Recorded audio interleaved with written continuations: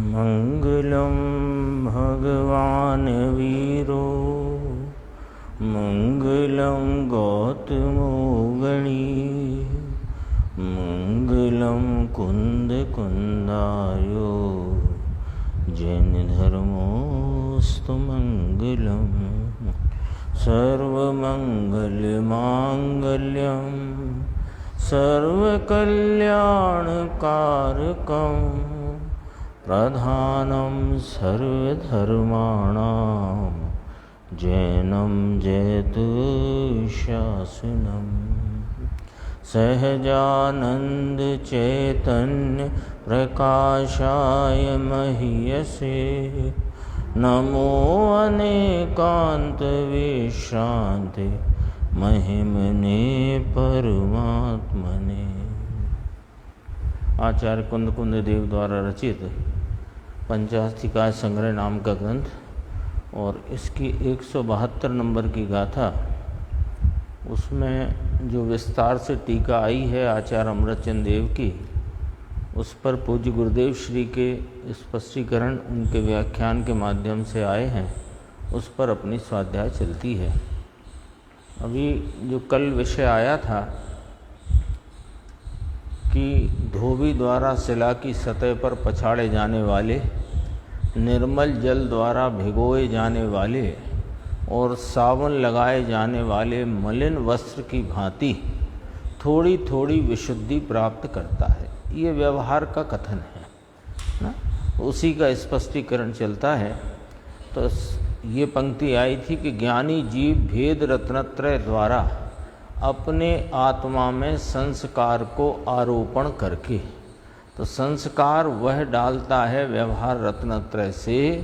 यह वाली बात व्यवहार से ही कही गई है, वास्तविकता नहीं है, क्योंकि वह जो व्यवहार है, जिसे जिनागम में व्यवहार मोक्ष मार्ग कहा उपचार से, वह शुभ राग रूप है, तो उसमें अशुभ घटता है, लेकिन कोई राग का अभाव नहीं होता। राग का अभाव तो अपने स्वरूप के आश्रय मात्र से ही होता है। उसी के संदर्भ में आगे चर्चा है। देखो, यहाँ कहते हैं कि अपने आत्मा में व्यवहार से संस्कार आरोप करके उसकी पूरी शुद्धि करता जाता है। ये व्यवहार नय कहने में आता है। ये व्यवहार नय का वचन है, ये व्यवहार नय का कथन है। क्या कि व्यवहार से संस्कार को आरोपित करता हुआ आत्मा की शुद्धि करता जाता है। ये कथन किस नय का है? कि व्यवहार नय का है, अर्थात यह अभूतार्थ है, असत्य कथन है। तो असत्य कथन क्यों कहा जिनवाणी में, ये प्रश्न है ना। तो कहा कि सहचर होने से और अन्य राग की अपेक्षा अनुकूल होने से उस पर आरोप करके व्यवहार से कहने में आया है। परमार्थ तो ऐसा है, अब यहाँ से कहते हैं, देखो, परमार्थ ऐसा है कि उस भेद रत्नत्रय वाले ज्ञानी जीव को, तो ये शब्द में ही पूरा अर्थ छिपा है। जो बोल्ड अक्षर दिख रहे हैं, 3 शब्द, भेद रत्नत्रय वाले ज्ञानी जीव को। तो जीव कौन सा लिया? ज्ञानी। तो ज्ञानी नाम उसे अभेद रत्नत्रय तो प्रकट है, और अभी उसकी अपूर्णता के कारण उसको भेद रत्नत्रय रूपी विकल्प वृत्ति व्यवहार भी बना हुआ है। तो भेद रत्नत्रय वाले ज्ञानी जीव को अभेद तो है, परंतु उसके साथ भेद भी शुभ विकल्प राग है। तो शुभ भावों के साथ, है ना, जो शुभ भाव स्वरूप आश्रय से उपजी हुई वीतरागता के साथ हैं, उन शुभ भावों को व्यवहार नय ने संस्कार आरोपित करते हुए आत्मा की शुद्धि का उपाय अथवा कारण कहा था। वे शुभ भावों के साथ जो शुद्धात्म स्वरूप का आंशिक आलंबन वर्तता है ना। अलट पलट कर बात समझो तो तुरंत समझ में आती है कि शुभ भाव कौन से लेना, कि जो स्वरूप के आलम्बन से उपजी हुई वीतरागता के साथ भूमिका योग पाए जाने वाले शुभ भाव, उन पर आरोप करके व्यवहार से यह कहा कि वे संस्कार आरोपित करते जाते हैं और आत्मा उससे धीरे धीरे शुद्धि की प्राप्ति करता है। ये व्यवहार ने कहा उन शुभ भावों के साथ, चूंकि ज्ञानी जीव है तो उसके अभेद रत्नत्रय अर्थात शुद्ध स्वरूप का आलम्बन वर्तता है, वो लिया है। शुभ भावों के साथ जो शुद्धात्म स्वरूप का आंशिक आलम्बन वर्तता है वही, अब बहुत मुद्दे की बात है। शुभ भाव हैं कि हाँ हैं, क्यों हैं कि अपूर्णता है। किसके शुभ भावों की बात है कि जिसको शुद्ध भाव प्रकट हुआ है। ऐसे ज्ञानी जीव को जिसको शुद्ध भाव प्रकट है, उसको जो शुभ भाव वर्तते हैं, उन शुभ भावों पर मोक्ष मार्ग का आरोप किया। तो क्या शुभ भाव अकेला ही है कि ना, वहां पर शुद्धात्म स्वरूप का आंशिक आलम्बन वर्तता है और वही आंशिक आलम्बन उग्र होते होते विशेष शुद्धि करता जाता है। अब ये वही शब्द ने क्या कहा, वही शब्द आया ना, तो वही शब्द ने ये कहा कि वो व्यवहार के विकल्प नहीं, अपितु जो स्वरूप के आलम्बन रूप जो परिणमन है, जो स्वयाश्रय वाला भाव है, जो वीतराग भाव है, वही उग्र होते होते विशेष शुद्धि करता जाता है। वही शब्द आया ना, वही का अर्थ है वह ही, अन्य नहीं। इतना उसमें आ गया ना, वह ही, अन्य नहीं। तो अन्य जो शुभ भाव थे वे तो आरोप मात्र हैं, उनसे शुद्धि नहीं होती, क्योंकि वे तो स्वयं अशुद्ध हैं, स्वयं अशुद्ध हैं। देखो, वही उग्र होते होते, वही वीतरागता, वही स्वयाश्रित परिणमन, वही स्वरूप का अवलंबन उग्र होते होते विशेष शुद्धि करता जाता है। इसलिए वास्तव में तो यथार्थतया तो शुद्धात्म स्वरूप का आलम्बन करना ही शुद्धि प्रकट करने का साधन है, स्पष्ट है बिल्कुल। और उस आलम्बन की उग्रता करना ही शुद्धि की वृद्धि करने का साधन है। दोनों आ गए, शुद्धि प्रकट करना नाम संवर आ गया, शुद्धि की वृद्धि करना नाम निर्जरा आ गया। तो संवर और निर्जरा का साधन स्वरूप का आलम्बन और उसकी ही उग्रता। तो वो शुभ भावों का क्या हुआ कि वे तो मिटते घटते भाव हैं, मिटते हुए हैं, और उस आलम्बन की उग्रता करना ही, यहां भी ही लिया, शुद्धि की वृद्धि करने का साधन है। साथ रहे हुए शुभ भावों को शुद्धि की वृद्धि का साधन कहना, वह तो मात्र उपचार कथन है। शुद्धि की वृद्धि के उपचरित साधन पने का आरोप भी उसी जीव के शुभ भावों में आ सकता है कि जिस जीव ने शुद्धि की वृद्धि का यथार्थ साधन यानी शुद्धात्म स्वरूप का यथोचित आलम्बन प्रकट किया हो। यथोचित का अर्थ है कि जिस जिस गुण स्थान में वो प्रवर्तता है, उस गुण स्थान अनुसार उसके स्वरूप का आलम्बन भी उग्र होता जाता है। तो यथोचित शब्द से सारे ही साधकों के आलम्बन की बात यहाँ पर आ गई। लेकिन कुल मिलाकर नतीजा क्या निकला कि एक शुद्ध स्वरूप का आलम्बन ही वास्तव में शुद्धि प्रकट करने का, शुद्धि की वृद्धि का, शुद्धि की पूर्णता का एकमात्र साधन है। और साथ में रहा हुआ जो शुभ राग है, व्यवहार है, वह उपचार मात्र है। ये स्पष्ट हो गया ना इसमें।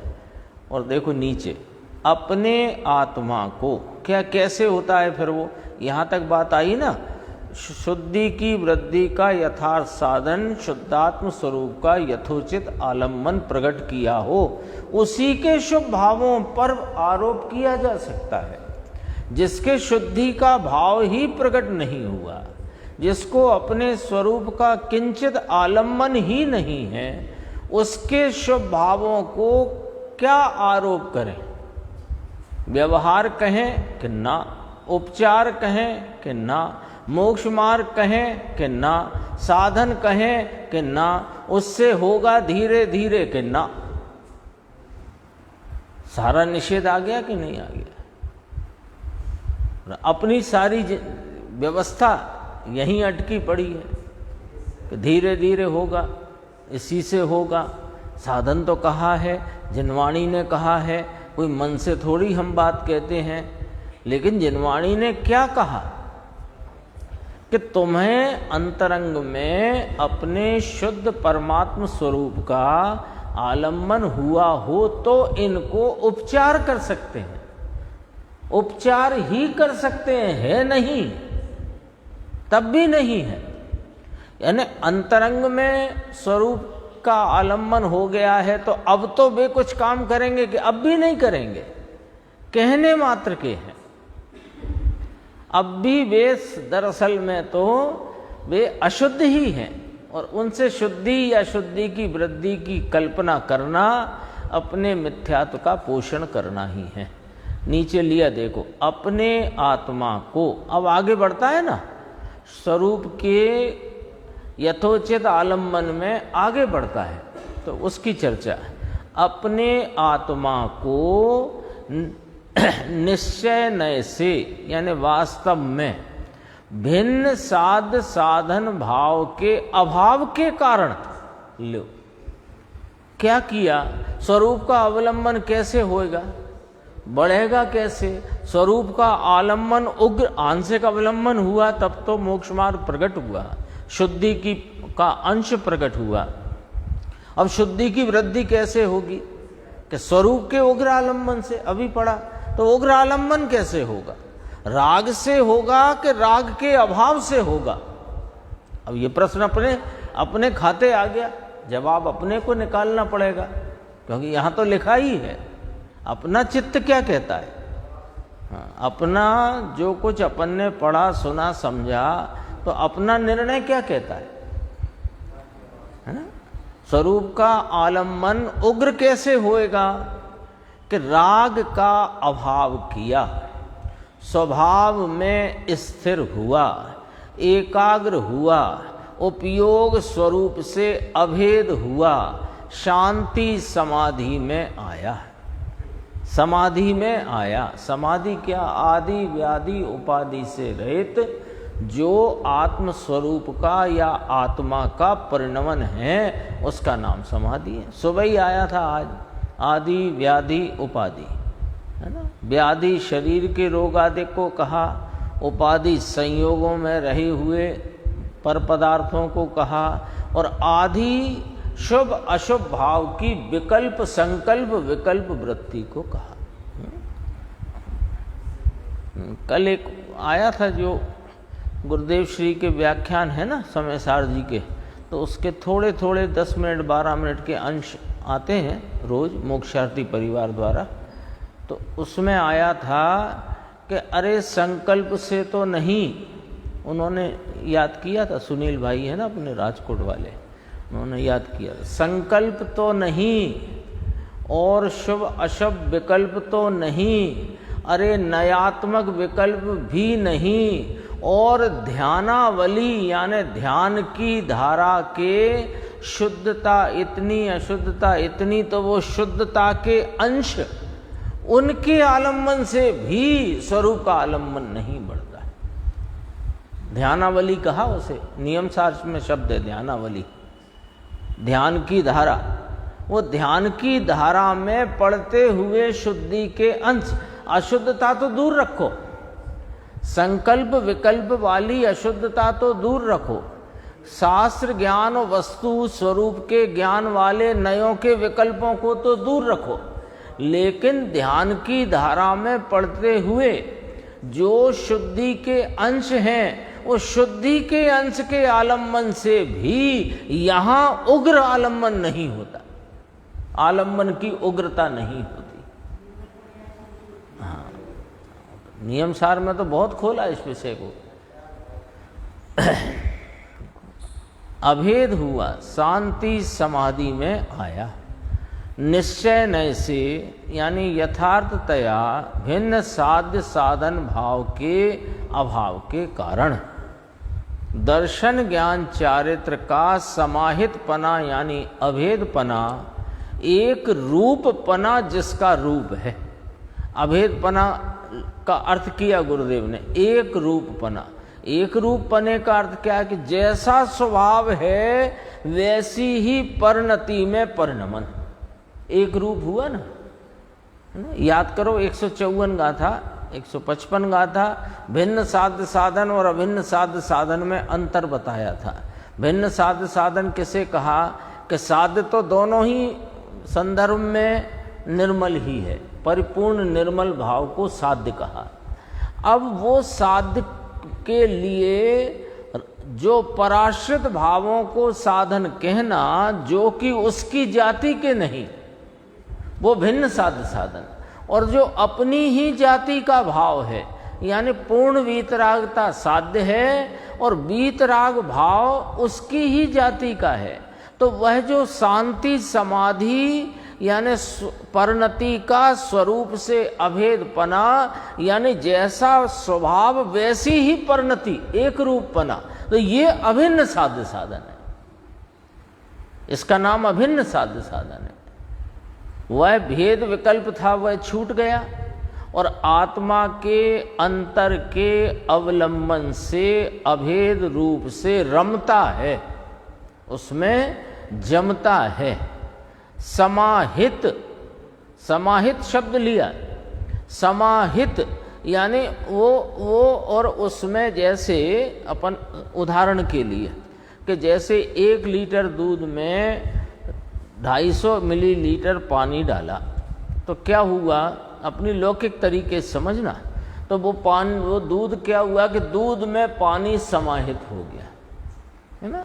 अब वो बिकेगा तो दूध के भाव बिकेगा, दूध के भाव खरीदा जाएगा, दूध के रूप में प्रयोग होगा।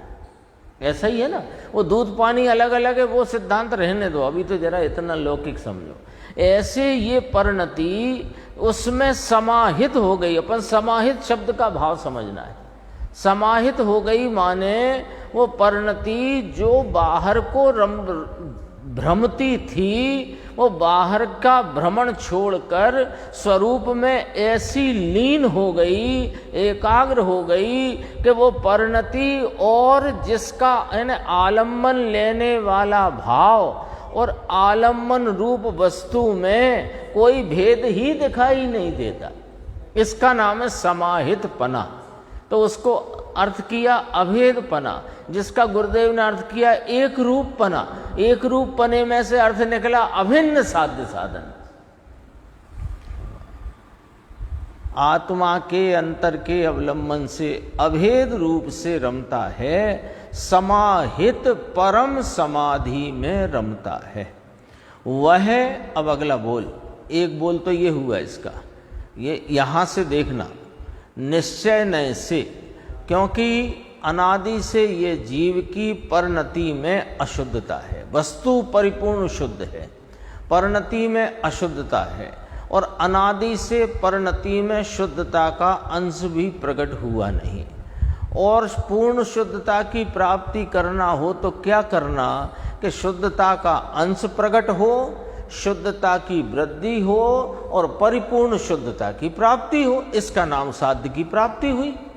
यही है ना, इसके अलावा तो कोई समस्या है ही नहीं, यही सारा नक्शा है, नक्शा ही ये है। तो इस पैराग्राफ में क्या बात कहना है कि ये जो स्वरूप का आलम्बन है उससे ही शुद्धि प्रकट होती है, और स्वरूप के आलम्बन से ही शुद्धि की वृद्धि होती है। और शुद्धि की वृद्धि की उग्रता किस प्रकार होती है, तो वो कहते हैं कि पहला बोल भिन्न साध्य साधन भाव के अभाव के कारण। पहला बोल शुद्धि की वृद्धि चाहिए कि नहीं? क्योंकि शुद्धि की पूर्णता कब होगी? कि वृद्धि होने पर ही होगी। तो शुद्धि की वृद्धि कैसे होती है? कि उग्र आलम्बन से। उग्र आलम्बन कैसे होता है? अभी पढ़ा ना, शुद्धि की वृद्धि कैसे होती है? उस ही के उग्र आलम्बन से। तो उग्र आलम्बन कैसे होता है? कि भिन्न साध साधन भाव के अभाव के कारण। पहला बोल ये हो गई ना चर्चा। अब दूसरा बोल, सकल क्रिया कांड के आडंबर की निवृत्ति के कारण। हाँ, अब ये दूसरा बोल लिया, सकल क्रिया कांड के आडंबर की निवृत्ति। उससे निवृत्त होता है जब परिणमन, तब वह उग्र आलम्बन होता है।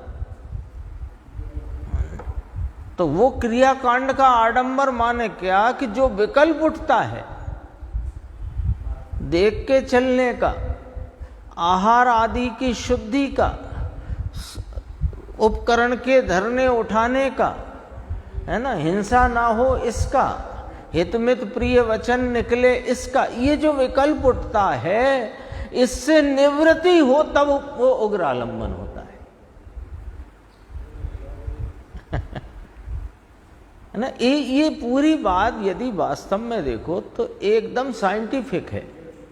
इसमें कहीं कोई आपको जबरदस्ती ठेलम ठेल नहीं है।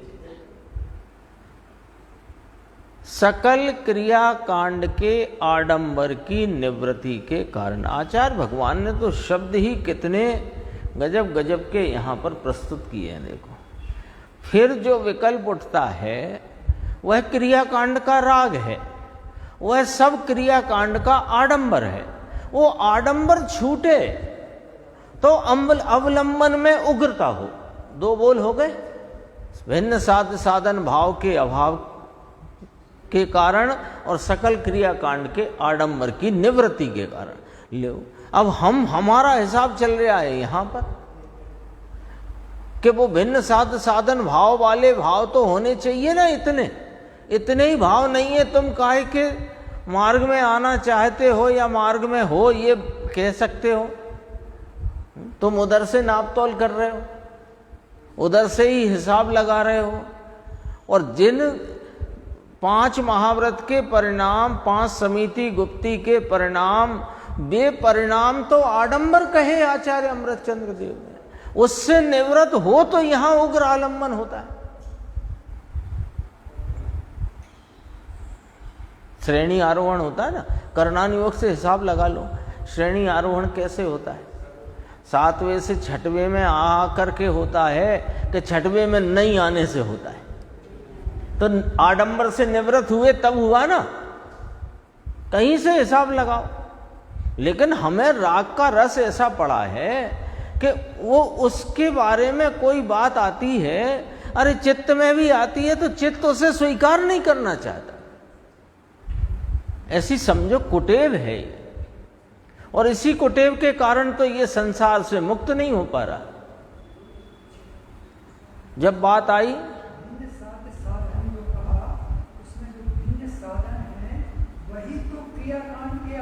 हाँ, वही बात है। दोनों में बात वही की वही है, क्योंकि बात तो एक ही है। स्वरूप का आलम्बन यानी स्व सन्मुखता और पर सन्मुखता से छूटना, बात तो वही है। लेकिन यहाँ भिन्न साध साधन भाव को उपचार से शुद्धि का कारण कहा था, तो उसका अभाव भी बताया। हाँ, तो उस क्रियाकांड की बात इसलिए की कि जब क्रियाकांड से निवृत्त होता है तब श्रेणी आरोहण करके उग्रता और परम उग्रता को प्राप्त होके। देखो, इसको ऐसे समझो अपन, आपने प्रश्न उठाया अच्छा हुआ।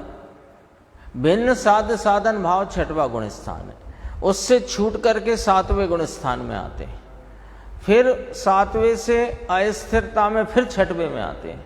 फिर अंतरंग में जो परिणति वीतरागता की है उसके बल से पुनः 7वें में आते हैं। अब 7वां 6वां तो चल रहा है, ये तो पहले बोल में समझा दिया। अब आगे जो यहाँ तो पूर्णता तक पहुँचाना है ना, सिद्ध अवस्था तक, तो वो सिद्ध अवस्था कैसे प्राप्त हो? छठवें सातवें में झूल झूल के? कि नहीं, वो जो छठवें में आडंबर खड़ा होता है उससे बिल्कुल निवृत्त होकर के स्वरूप का आलम्बन उग्रता से ले तो पूर्णता होती है, ये कहना है।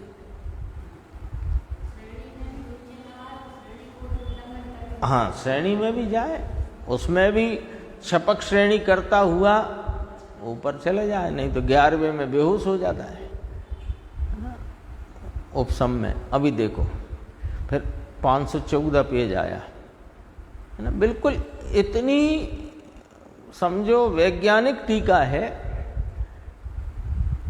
अपने पढ़ा ना, ये देखो। अब यहां से आगे बढ़ी। अकेला भगवान आत्मा, एकला एक ही विषय है। अकेला शब्द का प्रयोग क्यों किया? एक ही विषय है। अकेला भगवान आत्मा अपने ध्येय को, यानी अपने चैतन्य तत्व को, जिसका नीचे वर्णन है, उस ध्येय को पकड़कर स्वरूप में रमता है, अभेद पने को प्राप्त होता है, शांति और समाधि में रमता है, उसे निश्चय साधन कहा जाता है। कहो पंडित जी, ऐसी बात है? नीचे लिया, किसमें रमता है? कि जो निस्तरंग परम चैतन्यशाली है तथा जो निर्भर आनंद से समृद्ध है। ध्येय कौन है? वह कौन है जिसके आलंबन में चिपक गया है उपयोग। कि निस्तरंग परम चैतन्यशाली है और निर्भर भर आनंद से समृद्ध है, अतिशय आनंद से। व्यवहार रत्नत्रय का विकल्प तो दुख रूप था, अब था कहा क्योंकि अब आगे आलम्बन तो बढ़ गया ना, उग्र हो गया है, तो वो तो दुख रूप था, असमाधि थी। लो, यह निर्भर आनंद है, विकल्प छूटकर आत्मा के अतीन्द्रिय आनंद, अतिशय आनंद में रमता है, वह निश्चय रत्नत्रय है। अब ऐसी बात सुनना कठिन पड़े, ऐसी है। यहां पर क्या कहे व्यवहार का रसिया, बिल्कुल उड़ा दिया आपने तो। अरे उड़ाएंगे तभी तो पूर्णता होगी। व्यवहार तो प्रारंभ से ही, यानी पहले आ चुकी है बात, 168-69 गाथाओं में ये बात आ गई। सर्वत्र सर्वथा सर्वदा निषेध है, है उसका तो निषेध ही चाहिए। उसका यदि निषेध के जगह उसमें जरा किंचित उपादेयता हो तो मोक्ष मार्ग से भ्रष्ट हो जाता है, ऐसी बात है। ऐसी बात सुनना कठिन पड़े। अब नीचे क्या कहते हैं, मुमुक्षु का प्रश्न है कि देखो साहब, शुरुआत में तो थी ना, आप ही ने कहा अभी, वह विकल्प था, व्यवहार रत्नत्रय का विकल्प तो दुख रूप था, है ना आपने, लेकिन शुरुआत में था तो सही ना, ऐसा उसका प्रश्न है। शुरुआत में था तो सही ना, यहाँ समझना बात को बहुत गंभीरता से। शुरुआत में तो थी ना वो, कि शुरुआत कहाँ भाई, उसे शुरुआत कहते ही नहीं है। शुरुआत व्यवहार रत्नत्रय से नहीं होती है, शुरुआत निश्चय रत्नत्रय से होती है, और जब तक पूर्णता नहीं तो वहां व्यवहार रत्नत्रय होता है। व्यवहार रत्नत्रय से शुरुआत हो, ऐसा जिनेंद्र परमात्मा ने कभी नहीं कहा, कहीं नहीं कहा। इसको यही पढ़ी है बात, कहीं कहीं से पढ़ लेता है, फिर कहता है कि हाँ हाँ देखो पूर्वचर व्यवहार होता है ना, ऐसे कहता है। पर पूर्वचर व्यवहार कहा किसे? कि जिसने व्यवहार का निषेध करके अपने चैतन्य निस्तरंग परम चैतन्यशाली तत्व का आलम्बन लेकर परिणति में पवित्रता प्रकट की है, उसकी कथा कहें तो वो पहले वाले भाव को व्यवहार उपचार से कहते हैं। पूर्वचर का भी बड़ा स्पष्टीकरण होना चाहिए। पूर्वचर के नाम पर ये मिथ्यात्व का सेवन न कर लेना, हाँ एकदम खरी बात है। पूर्वचर के नाम पर मिथ्यात्व का सेवन न कर लेना कि पूर्वचर व्यवहार की बात आई है। अरे किसको? जो इसमें ही फंसा रहा और जिसने अपने स्वरूप का स्पर्श भी नहीं किया, उसके कोई पूर्वचर व्यवहार नहीं कहा जाता। पूर्वचर किसे कहें? पहले स्वरूप की प्राप्ति हुई हो तो उसके पहले का, है ना, भगवान के उपदेश सुनने का, भगवान के दर्शन करने का, जिनेन्द्र परमात्मा की भक्ति करने का, शास्त्र के स्वाध्याय करने का, इन सब पर आरोप कब करेंगे?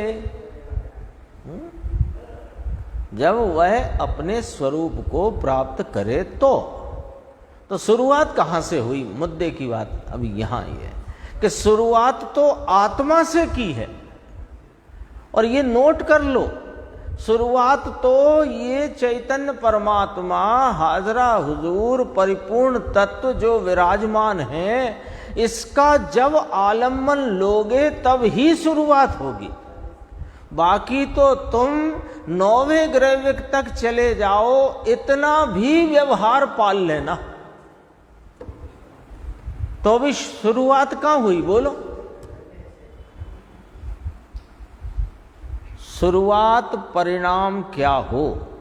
कोई कहे कि शुरुआत भी अकेले व्यवहार परिणाम होते हैं, ऐसा नहीं है। तो यहां तो लिखा प्राथमिक भूमिका। अरे प्राथमिक भूमिका किसकी कही? कि जिसकी परिणति में स्वरूप का आंशिक अवलंबन वर्तता है, उसे प्राथमिक भूमिका कही। शुरुआत भी अंतर स्वभाव के आश्रय से की है। निचली भूमिका में जरा भेद रत्नत्रय विकल्प है, बस इतना। अब ये निचली भूमिका किसकी? जिसने शुरुआत की है उसकी।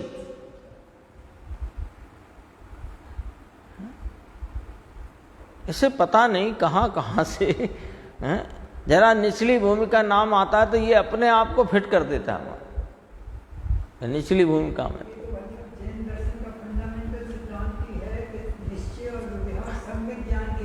हाँ, जब सम्यक ज्ञान प्रकट हो। हाँ। सम्यक ज्ञान ही प्रकट नहीं है तो व्यवहार किसे कहना?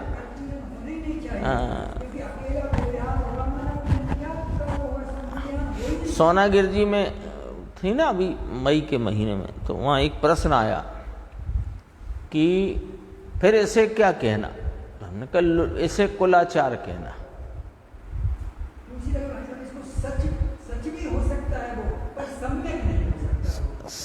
सच माने आगम अनुसार हो सकता है, सच तो नहीं, पर आगम अनुसार होने पर भी वो कुलाचार में जाता है। व्यवहार कैसे नाम दे दें जब तक निश्चय नहीं? तो कहा कि सदाचार नाम दे दो, कि सदाचार भी नाम नहीं दे सकते। सत्स्वरूप के आचरण के बिना सदाचार कहाँ से आया? और तुम जो लौकिक सदाचार की बात करते हो तो वो लौकिक सदाचार वहीं रखो, यहाँ नहीं आएगा। वो जो लौकिक सदाचार पढ़ाते ना 4वीं 5वीं 6वीं 7वीं क्लास में, कि बड़ों से विनय पूर्वक बात करना, बड़ों के चरण स्पर्श करना, छोटों को प्यार करना, तो ये वाला सदाचार वहीं रखो। वो वाला सदाचार यहाँ शामिल नहीं होता है। यहाँ तो सत्स्वरूप का आचरण का नाम सदाचार है। और बाकी जो हम मंदिर आते हैं, भगवान की बहुत अत्यंत बहुमान से उनका गुण स्तवन करते हैं, भक्ति करते हैं, वो सब कुलाचार है। क्योंकि अभी तुम उन्हें पहचानते ही नहीं हो। कहाँ पहचानते हो? आप कैसे कह सकते हो कि हम उन्हें नहीं पहचानते? हमने किताब में पढ़ा है, जो वीतरागी हैं, सर्वज्ञ हैं, हितोपदेशी हैं। तो वीतरागी हैं, सर्वज्ञ हैं, हितोपदेशी हैं, उन्होंने ये वीतरागता, सर्वज्ञता, हितोपदेश कहाँ से प्राप्त किया? वो जहां से प्राप्त किया वो तुम उसे जानते हो क्या? बात खरी है और खरी बात होनी ही चाहिए। निचली भूमिका में यानी प्राथमिक भूमिका में यानी मोक्ष मार्ग में प्रवेश होने के बाद जरा भेद रत्नत्रय विकल्प है, बस इतना। शुरुआत भेद रत्नत्रय से की गई है ऐसा नहीं है। ये बात अपने को नोट कर लेनी चाहिए, चित्त में एकदम फिट कर लेनी चाहिए कि ये जो व्यवहार के जिन्हें भेद रत्नत्रय, व्यवहार रत्नत्रय, शुभ राग आदि कहा गया है उनसे कभी शुरुआत नहीं होती, तो फिट कर लेना पड़ेगा। शुरुआत तो आत्मा के शुद्ध अभेद चैतन्य मूर्ति का आश्रय लेकर शुरुआत भी अब निचली दशा में है, इसलिए उसे व्यवहार रत्नत्रय के विकल्प जिनके विषय पर हैं, ये भी आ चुकी बात है ना, भिन्न विषय वाले, इन पर विषय वाले प्रकट होते हैं। लेकिन वे प्रकट हुए, अब उनका क्या करना? अब उनका क्या करना कि अब उसे छोड़कर,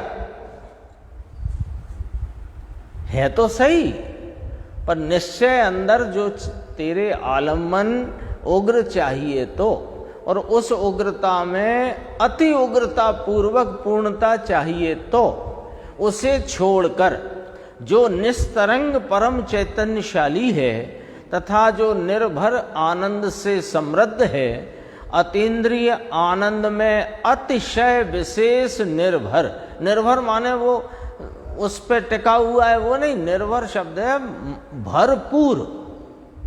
निर्भर शब्द आता है ना, एक निर्भर शब्द का प्रयोग होता है कि भाई हमारे तो मान लो परिवार में 10 लोग हैं, 10 लोग हम पे निर्भर हैं, वो वाला निर्भर नहीं। ये निर्भर माने हाँ निशेष पने भरा हुआ निर्भर, वह अतिशय आनंद से समृद्धि वाला है ऐसा आत्मा। मुनि दशा के विकल्प दशा जो छठवें को उल्लंघन करके 7वें में आते हैं, वहाँ उग्र आलम्बन, फिर वहाँ से आलम्बन बढ़ता जाता है। और आगे चलते हैं, देखो 515 फिर क्या होता है ना, ये इतना अपन ने पढ़ा भी था, यहाँ से फिर पढ़ लो भले। भगवान आत्मा में विश्रांति रचते हुए, अर्थात दर्शन ज्ञान चारित्र के एक स्वरूप निर्विकल्प परम चैतन्यशाली, सबका अर्थ किया, तथा भरपूर आनंद युक्त निर्भर लिया था ना, ऐसे भगवान आत्मा में अपने को स्थिर करते हुए, विश्रांति का अर्थ है स्थिर करते हुए, विश्रांति यानी स्वरूप में आनंद धाम में रमते हैं, इसका नाम मोक्ष का मार्ग है। और जो विकल्प उठ आते हैं वो मोक्ष का मार्ग नहीं, वह बंध मार्ग है। तथापि मोक्ष मार्गी के साथ पाए जाने से आरोप किया गया है। ये वाली बात इस गाथा में शायद अपन ने ही 100 बार बोली होगी, क्योंकि आई है विस्तार में। फिर भी हमारे चित्त से वो बात निकल नहीं पाती। इसके लिए करना क्या, शूरवीरता से तत्व का यथार्थ निर्णय करना। जो कमजोरी है अपनी, ये कमजोरी है, राग में लाभ मानने का मिथ्यात्व चला आया है, और उसमें से जो हमारी वृत्ति माने उसमें जो लाभ पने की वृत्ति जो छूटती नहीं है, वो हमें वहाँ पर अपने शौर्य के द्वारा छोड़ना है। क्रमशः क्या होता है विश्रांति से, क्रमशः समरसी भाव सम उत्पन्न होता जाता है। इसमें भी क्रम से शुद्धि बढ़ती जाती होने से समरसी समता भाव, वीतराग भाव समुत्पन्न होता जाता होने से पर्याय में परम वीतराग भाव को प्राप्त करके परम अकषाय भाव, वीतराग भाव को प्राप्त करके साक्षात मोक्ष का अनुभव करते हैं। लो ठेठ तक पहुंचाया है, पूर्णता तक, साध्य के प्राप्ति तक। एक ही प्रकार है, लो नक्की करो, साधक दशा के प्रारंभ का, साधक दशा में प्रवर्तन का और साध्य की प्राप्ति का एक ही उपाय है। दूसरा तो बीच में आता है। लो कितनी, इसका अर्थ समझो, बीच में आता है, पहले नहीं आता है। बीच तो समझ गए ना, बीच माने शुरुआत तो हुई है, पूर्णता नहीं हुई है, उसे बीच कहते हैं। कि शुरुआत हुई नहीं, उसे बीच कहते हैं। तो हम कैसे कह सकते हैं कि इतना व्यवहार तो होना चाहिए? इसका मतलब हमारी सोच, हमारा विचार, हमारा निर्णय कहीं ना कहीं त्रुटि रूप है, उसमें गलत है। कितनी गजब की बात है। एक ही प्रकार है, दूसरा जो कहा गया वो तो बीच में आता है, उसका ज्ञान कराया है। क्योंकि ज्ञान का स्वयं पर प्रकाशक स्वभाव है ना, इसलिए एक दूसरा भाव है। ज्ञान कराया गया है को भी समझो, ज्ञान कराया गया है, जाना हुआ प्रयोजनवान है, जितने कथन कहे उन सब की असलियत समझो, है ना। जो साधक को उसकी भूमिका प्रमाण में रागादि भाव उत्पन्न होते हैं, उनको निमित्त जानकर उनका निमित्त रूप से अथवा सहचर रूप से उनका ज्ञान कराया है, एक ऐसा कथन आता है। फिर जाना हुआ प्रयोजनवान है, तेते काले, तो उसका भी अर्थ समझो। अर्थ समझो, यहां पर दो पंक्ति में बहुत ही गजब की बात है। ज्ञान कराया है, ज्ञान करना प्रयोजनवान है, ऐसा जो कहा उसका अर्थ ये है कि ज्ञान का स्वयं पर प्रकाशक स्वभाव है ना, तो स्वयं पर प्रकाशक रूप अपनी स्वतः सामर्थ्य से परिणमते ज्ञान भाव में, वह परिणति में उत्पन्न हुआ राग पर प्रकाशन पने से उस स्वयं पर प्रकाशक पर्याय के जानने से जानने में आ जाता है। उसे वो दरअसल में वो जो साधक है वो उसे जानने भी जाता ही नहीं, जानने में आ जाता है, जानने नहीं जाता है ना। इसके लिए दृष्टांत आ गया था, जैसे केवली तीन काल तीन लोग को जानने जाते नहीं, यानी उपयोग को वहां ले जाते नहीं, पर ये साधक को उपयोग की कदाचित जो बहिर्मुखता है, उस काल में जो राग उत्पन्न हुआ है, वो इस ज्ञान का स्वयं पर प्रकाशक स्वभाव ऐसा है कि उसकी स्वयं पर प्रकाशक पर्याय में वह पर प्रकाशन रूप से झलकने से वो पर्याय जो जानने में आती है उसमें वह जानने में आ जाता है।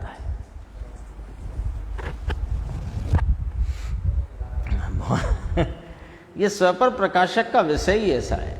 वो जब जब जहाँ जहाँ आता है तो उसका स्पष्टीकरण अपने को भले 10 बार हो, 100 बार हो, 1000 बार हो, 1,00,000 बार हो, क्योंकि ये कौन हूँ मैं कि ज्ञान स्वभावी, और मैं मेरे को पहचानूंगा काय से कि ज्ञान लक्षण से। तो ज्ञान की तो जितने पड़खे अपने चित्त में खुल सके वो खोलने ही पड़ेंगे, खोलने ही चाहिए। इसलिए एक दूसरा भाव है ऐसा ही। देखो, एक वह राग का भाव, दूसरा भाव है वो वैसा ही ज्ञान यहां उत्पन्न होता जाता है अपनी स्वतः सामर्थ्य से। इसलिए उसे कथन में, उसकी निरूपणा में, प्ररूपणा में कहा जाता है कि ये साधन व्यवहार से, उपचार से साधन कहा, इस प्रकार का राग उसका ज्ञान कराया जाता है, ऐसे कहने की पद्धति है। ज्ञान कराया नहीं जाता, ज्ञान तो हो जाता है। क्यों? क्योंकि ज्ञान का स्व पर प्रकाशक स्वभाव है। तो गुरुदेव की तो एक एक पंक्ति में माल ही माल भरा रहता है। देखो, इसमें से अर्थ करें तो सब बहुत प्रकार के करते हैं, ऐसा है नहीं। ये 172 गाथा में लोग अनेकों प्रकार के अर्थ निकाल निकाल कर बैठ जाते हैं। कैसे करके कि एक तो गाथा बहुत महत्वपूर्ण, पूरे पंचास्तिकाय की समझो सारभूत गाथा, और उसकी टीका भी बहुत विस्तार वाली। अब उसमें से ये क्या करता है कि जहां अपना मंतव्य पुष्ट होए उसे पकड़ता है, और जहां अपना मंतव्य पुष्ट होते नहीं दिखाई पड़ता उसे छोड़ के आगे बढ़ता है। इसलिए अर्थ का अनर्थ करता है। साधन होने का नहीं था, साधन तो भैया एक ही है। गांठ बांध लो, एक ही साधन है।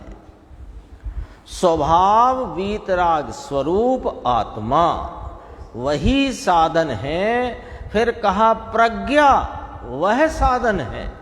विकल्प विकल्प व्यवहार वह साधन है ही नहीं। एक ही साधन है, दूसरे साधन है ही नहीं। तो होते तो हैं, तो होते तो भोजन भी करते हो, दुकानदारी भी करते हो, घर गृहस्थी में भी रहते हो, कपड़े भी सिलवाते हो, कपड़े भी खरीदते हो, सब करते हो। ऐसे ही यहाँ भी आते हो, ये सुनते भी हो, इसको विचार भी करते हो, इस पर मंथन भी करते हो। तो वे सब हो रहे हैं, वो भी हो रहा है, ये भी हो रहा है, पर इससे साधन हो गया है ऐसा नहीं है। देखो, साधन तो जब इसका आलम्बन लोगे तो ही होगा। तो फिर प्रश्न उठता है आलम्बन कैसे लें? कि आलम्बन लेने के लिए ताकत नहीं लगाई जाती। हाँ, वो तो रुचि जहाँ होती है वहाँ उपयोग दौड़ता है। तो मैं यदि है ना, अभी अपन देख लो, एक बहुत सरल सी उदाहरण से समझना कि जिसको व्यापार में बहुत कमाई करने की रुचि हो, बहनों को पाक के कार्यक्रम की रसोई में बहुत रुचि हो, तो उनका उपयोग स्वतः वहां दौड़ता है। और जिसको थोड़ा ये भगवान क्या कहते हैं, आचार्य परमात्मा क्या कहते हैं, ये जानने की रुचि हो, तो यहां दौड़ता है। लेकिन यहां दौड़ करके भी आत्मा की रुचि हो तो इधर दौड़ेगा, नहीं तो इधर ही रह जाएगा, यहीं रह जाएगा। देवगुरु शास्त्र की रुचि है, स्वाध्याय की रुचि है, तत्व चिंतन की, तत्व विचार की रुचि है, तो वो तत्व विचार में रह जाएगा। तत्व चिंतन क्यों करना? तत्व चिंतन के लिए नहीं, एक स्वरूप की प्राप्ति के लिए करो, तो स्वरूप की महिमा बढ़ेगी, और स्वरूप की महिमा बढ़ेगी तो उपयोग अपने आप स्वरूप का आलम्बन लेगा। कोई अलग से आप ताकत लगाओगे तो कुछ होने वाला नहीं, ताकत लगाने का काम ही नहीं है। फिर पूछा कुछ, तो गुरुदेव श्री ने कहा ऐसा ही कहलाए ना, व्यवहार की बात आई ना, विकल्प विकल्प व्यवहार वह साधन है ही नहीं। तो मुमुक्षु ने कहा तो गया है ना कि कहलाता है ना, किससे? व्यवहार नय से, यानी है नहीं उसे कहना, इसका नाम व्यवहार है। इसकी समृद्धि स्वरूप की, उसका स्वभाव अनंत अनंत ज्ञान आनंद के स्वभाव से भरपूर आत्मा, उसका साधन स्वभाव में ही है, बाहर नहीं। उसका साधन पर है ही नहीं। यहाँ साधन कहते हैं और वहाँ साधन का नकार करे तो विरुद्ध हुआ। अब ये थोड़ा समझ लो, 2 मिनट में पूरी करते हैं बात, यहीं तक है। इसके बाद अपना प्रकरण अगले पैराग्राफ का चालू होगा, थोड़ा सा है, इतना ही देख लेते हैं। फिर देखो क्या कहते हैं कि एक तरफ साधन कहना और एक तरफ साधन का नकार करना, तो ये तो विरुद्ध हुआ। अब आप स्वयं सोचो, है ना, जो भी अपन ने अभी तक पढ़ा सुना समझा, आप बताओ कि विरुद्ध हुआ कि नहीं हुआ? हुआ ही नहीं विरुद्ध, है ही नहीं विरुद्ध। कहाँ है विरुद्ध? जिसको साधन कहा उसको व्यवहार से साधन कहा था, और अब निश्चय साधन की तरफ से उसका नकार किया। विरुद्धता कहाँ आई बता दो? विरुद्धता कहाँ आई? कंवर साहब के साथ मित्र आया तो उसे भी कंवर साहब कहा, पर आपको भी पता है, उसे भी पता है, और दो चार लोग और खड़े उन्हें भी पता है कि ये कंवर साहब नहीं है और कंवर साहब कहा जा रहा है ना। और फिर बाद में उनने पूछा, वे चले गए, तब पूछा कि कंवर साहब कौन थे? कि वे जो थे वे तो कंवर साहब थे, और वे कंवर साहब थे ही नहीं। तो विरुद्ध हो गया क्या? विरुद्ध कहाँ हुआ? जो नहीं थे उन्हें कहा व्यवहार से, और जो हैं उन्हें कहा निश्चय से। तो निश्चय की अपेक्षा वो उस समय भी निषेध था, भले कहा गया व्यवहार से। किस अपेक्षा से कहते हैं ये समझना चाहिए ना। व्यवहार साधन यानी कि जब व्यवहार साधन लिखा जिनवाणी में तो मानना चाहिए कि नहीं है साधन, परंतु उसे उपचार से कहने में आया है। गुरुदेव स्पष्ट करते हैं, जैसे व्यवहार संकेत व्यवहार का हुआ, निश्चय संकेत वह आत्मा के अनुभव की प्रतीति का नाम निश्चय संकेत, परंतु राग है संकेत में, संकिति को। कैसा राग है संकिति को? देव गुरु शास्त्र की श्रद्धा का राग, और व्यवहार संकेत है ये। तो राग है वह व्यवहार संकेत कहाँ है? वो तो चारित्र का दोष है। हमने तो उसे संकेत व्यवहार से कहा था, यानी कि नहीं है संकेत, यही तो कहा था। परंतु यह निश्चय संकेत के साथ में ऐसी 9 तत्व की श्रद्धा आदि होती है, इसलिए उसे आरोप करके संकेत कहा जाता है। ये चर्चा अपनी उस दृष्टांत के संदर्भ से आई। इसके बाद फिर केवल व्यवहारावलंबी जो मिथ्या दृष्टि है उसकी चर्चा अपने सामने आएगी।